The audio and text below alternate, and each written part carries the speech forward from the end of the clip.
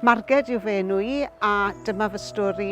Bues i'n athrawes Gymraeg am 35 mlynedd cyn cael cyfle i ymddeol yn gynnar. Wrth ystyried lle i leoli ysgol, mae'n hynod bwysig meddwl yn ddwys am pa mor bell fydd rhaid i ddisgyblion deithio ddwywaith y dydd a faint o amser fydd hynny yn cymryd iddyn nhw. Yn fy marn i, mae plant sydd yn dod o gefndir difreintiedig yn wynebu nifer o heriau ac yn arbennig ar hyn o bryd ar gaeledd technoleg yn eu cartrefi nhw.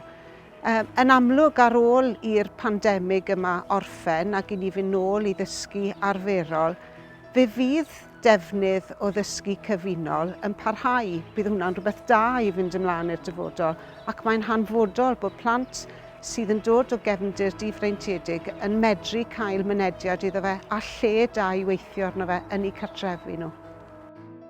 Ym myd addysg, mae cyfle cyfartal yn hollol allweddol.